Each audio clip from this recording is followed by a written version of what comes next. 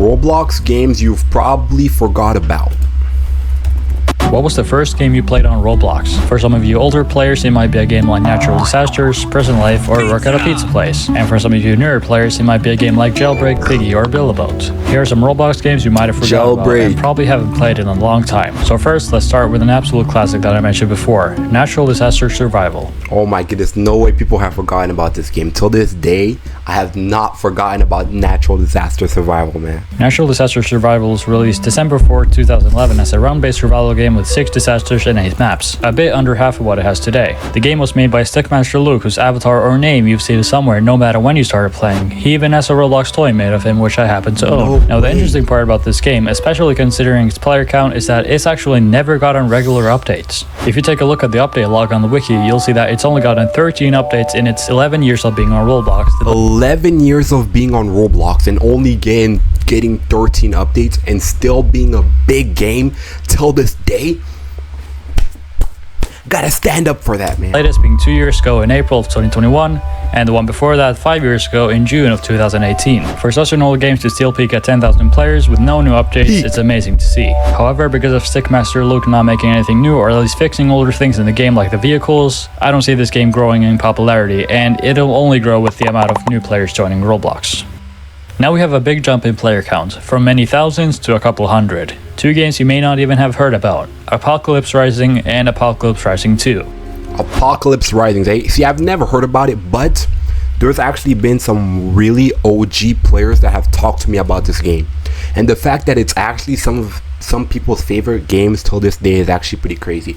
I have some friends that used to play Apocalypse Rising. Like a lot of my friends don't play Roblox anymore because, you know, like life has hit them.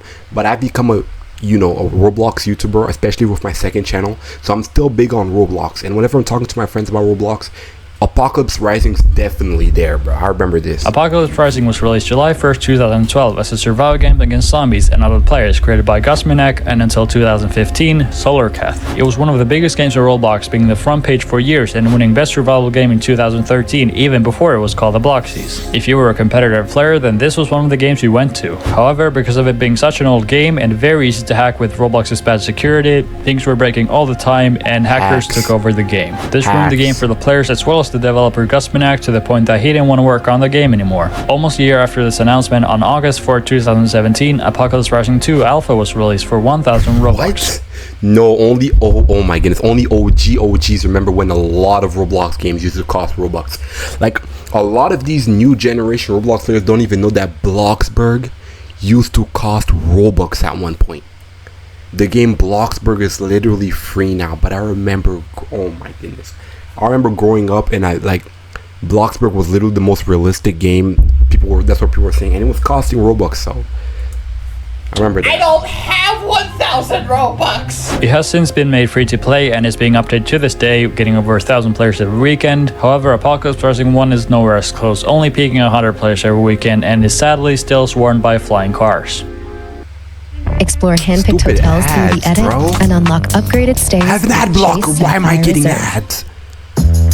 Are you a Roblox fanatic? Oh my goodness. Microsoft Rewards has a brand new way for you. I apologize. Let's keep watching the video. Being updated to this day, getting over 1,000 players every weekend. However, Apocalypse Rising 1 is nowhere as close, only peaking 100 players every weekend, and is sadly still swarmed by flying cars. GG's Apocalypse Rising.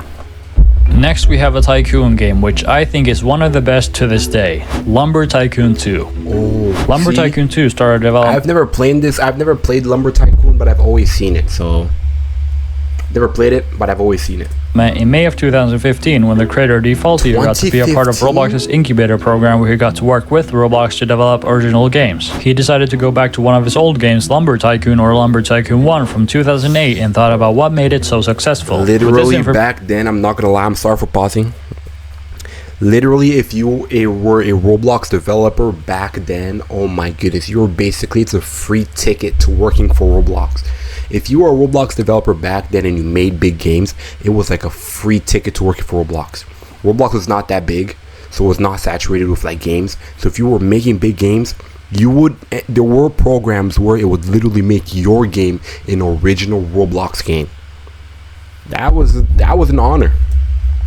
Information, he made Lumber Tycoon 2, where the player chooses what to do next instead of the button upgrades which every other Tycoon game had. With something as unique and well made as this, it was destined to do well. With the alpha released to the public in July of 2015, it was simply named Test and only had a few players every day. But in August, when it was released to beta, it was finally named Lumber Tycoon 2 and it got its iconic icon, reaching 10,000 players in a matter of hours. The game still peaks at around 4,000 players every day, but with the further evolution of Tycoon games, there being easier options, and simply no recent game update except for bug fixes, the player count has basically stayed the same for years. Long live the Lumber Next Tycoon. we have to me a very underrated game, Roblox Death Run. Death Run. For years. See? Next we have to me a very underrated game, Roblox Death Run. I literally do not remember this game. I do not remember this game. I've never heard about it. It's my first time. But no way this is a big game that I've forgotten about. Run. Oh, wow, that was a real close one, sister. What do these do? I don't know. I don't know.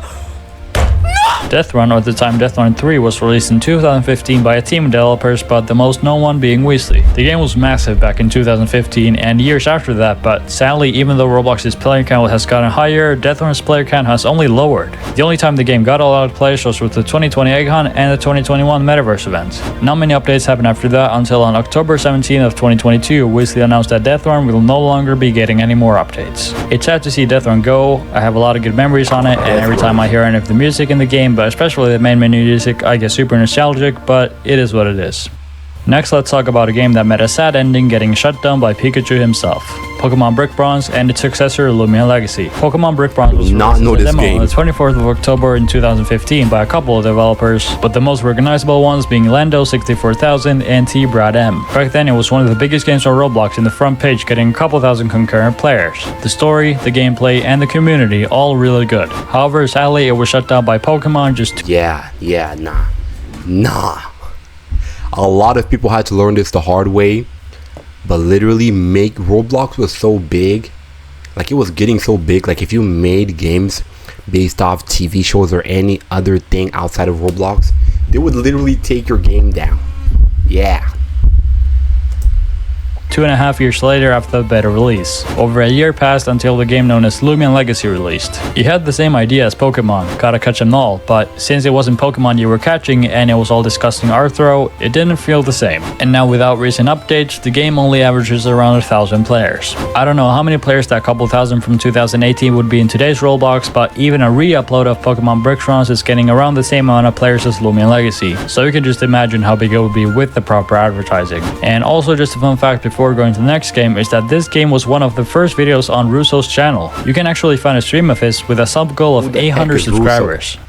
Now let's talk about a game that people thought would replace a massive game in the same category, Mad City. Mad City, created by Shrifty Studios, got to the front page in January of 2019, instantly being compared to Jailbreak with one of Mad City versus Jailbreak was like a crazy era. This was his insane era. Oh my days. The big differences being the Mad City, bro, Jailbreak was good. I feel like Mad City was better. I don't know. Maybe that was just my opinion. Mad City felt like the new version of Jailbreak. Addition of superheroes. Yeah, with the new they had superheroes and stuff. Oh, this is amazing! Bro, these ads. I'm sorry for these ads, and I'm too lazy to edit.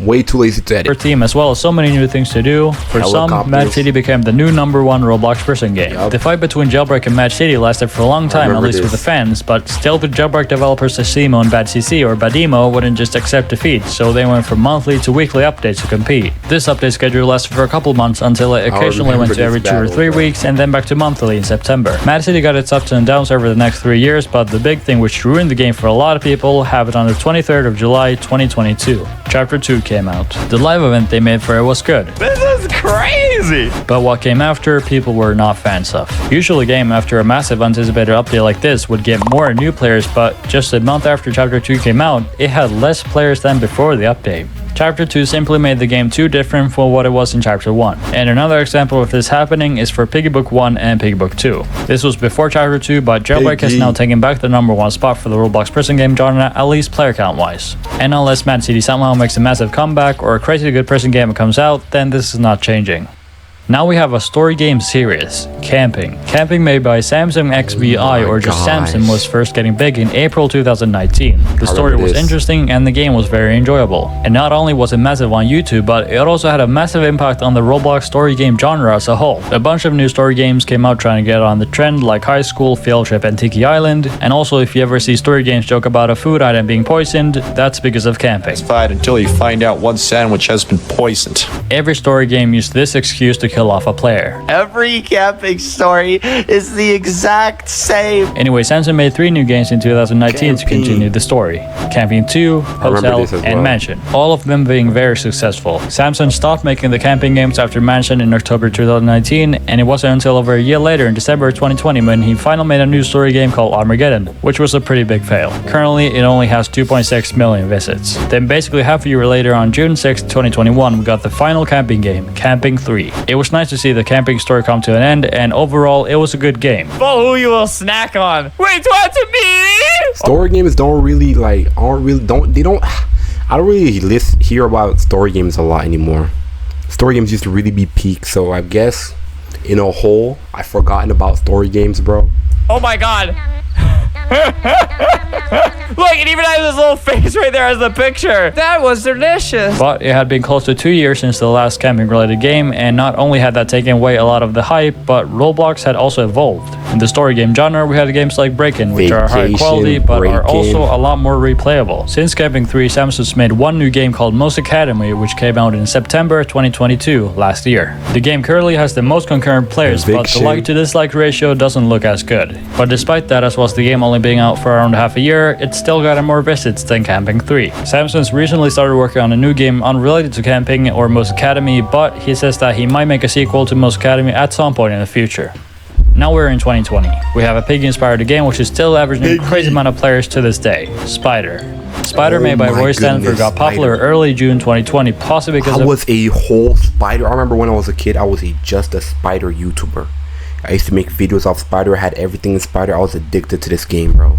Albert video on it. The game is exactly like Piggy with the goal to escape, but with the big difference being that the killer is the spider. And the fun part is that you can actually be your own avatar when playing as a spider. The game peaked in summer of 2020 with tens of thousands of players, but with no new updates, it lost most of its players in just 2 months. The game only has 1 chapter, there's really no story to it, and the skins are really not worth grinding for, so it's still getting 10,000 players. It's crazy, and without a doubt makes it the biggest Piggy inspired game by far. Still getting 10,000? Is it still that big?